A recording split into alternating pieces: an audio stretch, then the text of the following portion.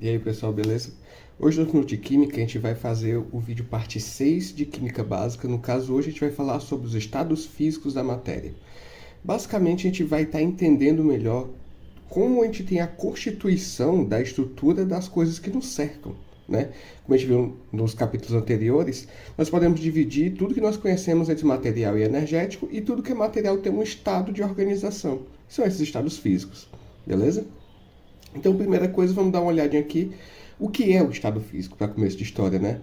E a gente tem que o estado físico de um material é a forma na qual seus átomos ou moléculas se apresentam em determinada temperatura e pressão. Ou seja, aqui a gente está vendo que, para você determinar o estado físico que um certo material vai ter, a gente depende dessas duas variáveis principais: temperatura no qual ele se encontra e pressão. Se a gente pegar um exemplo bem simples, vamos botar aqui a água, por exemplo, né? A gente sabe claramente que dependendo da temperatura no qual a gente tem a água, ela pode estar na forma de gelo, que é sólido, na forma de água líquida ou na forma de vapor de água, né? Então, depende um pouco sobre como a gente tem as condições do ambiente. Então, os três mais conhecidos que a gente tem, né? O sólido, aquele rígido, o líquido, mais fluido, e o gasoso, aquele bem incontrolável, né? E fluido também. Mas eu vou falar também, vou deixar para o final um bônus, onde a gente vai falar do plasma e do condensado de Bose-Einstein, beleza? Mas isso é mais lá para o final. Então, primeira coisa, vamos explicar o que é um sólido, né? Basicamente, sólidos possuem um formato definido, um volume definido e uma baixa energia cinética. O que quer dizer isso, né? Puxando lá das nossas aulas de física. Quando eu digo baixa energia cinética, eu estou dizendo que as moléculas possuem pouco movimento. Ou seja, as moléculas estão próximas umas das outras, elas podem vibrar, se mexer, mas elas são contidas ali dentro. Elas, de um recipiente ou do seu próprio corpo, né? Elas não expandem, porque elas têm pouca energia. Se a gente for ver a estrutura de um sólido, olha só, eu tenho átomos ou moléculas bem próximos ali, meio que amarradas, onde um átomo ou molécula depende do seu vizinho, né? Então, é toda uma rede que se caracteriza para que eu tenha um sólido, onde uma estrutura está próxima, amarrada na outra. Aqui no caso, a gente tem, por exemplo, a formação de um cristal de cloreto de sódio, que é o sal de cozinha. A gente vai ter um positivo e um negativo, né? O sódio mais e Cl menos. E à medida que você vai tendo outros sódio mais e Cl menos no espaço, eles vão se organizando até formar uma estrutura coesa, onde um átomo, um íon, vai estar amarrado no outro, né? Então isso faz com que o sólido ele tenha um formato rígido, que ele tenha uma forma definida, um volume definido, beleza? Se a gente pega, por exemplo, o gelo. O gelo ainda assim são moléculas de água, H2O. Mas ali a gente tem uma estrutura onde as moléculas se organizam fazendo com que uma esteja próxima à outra e dependente da outra, e não que elas fiquem fluidas indo de um lado para o outro, né? Já no caso dos líquidos é um pouco diferente. A gente pode ter um formato indefinido, né? Ele vai tomar o formato que aquele recipiente tem.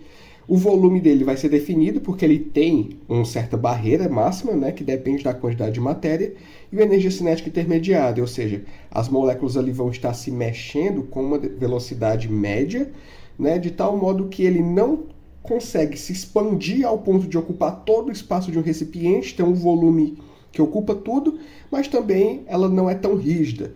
Então o líquido é uma estrutura fluida. Tá? E a gente vai ter essa característica principal dela. Já no caso dos gases, não.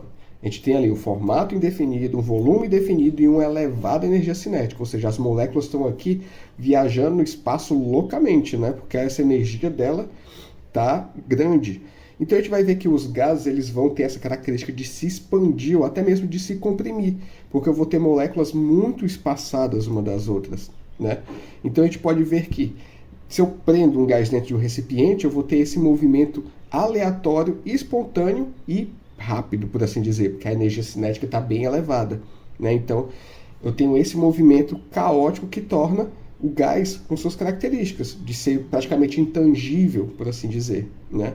Então, esses três são os estados físicos naturais, tá? O sólido, mais contido, né? As moléculas vibram pouco, se mexem pouco. O líquido, onde tem maior liberdade, e o gás, onde essa energia cinética é muito maior. Então, a gente tem esses três aí. Mas, se a gente parar para poder pensar em outras estruturas que não são tão naturais, tão espontâneas para a gente aqui na Terra, a gente pode pensar em outros, como por exemplo o plasma, Que esse termo aqui ele foi meio que apontado, desenvolvido por Irving Langmuir, né? Aquele mesmo Langmuir que a gente falou lá em difusão, tá? E desde 1879 vinha se estudando uma condição da matéria que era parecida com gás, só que ela era muito mais energizada, né? Então daí foi que veio esse termo plasma, que ele foi formalizado em 1932. E basicamente o plasma, ele assim como o gás, possui um formato indefinido, um volume definido, só que a energia cinética dele é muito mais elevada que a de um gás. Então se a gente for parar para ver aqui, ó, olha só essa representação. Eu tenho núcleos que vão ter elétrons girando ao redor dele, e à medida que eu chego numa temperatura tão alta, é como se todos esses elétrons saltassem dos seus níveis eletrônicos e eles ficassem aleatórios, né? Por isso que a gente pode usar o plasma, muitas vezes, para poder fazer corte, por exemplo, né, de materiais de ferro.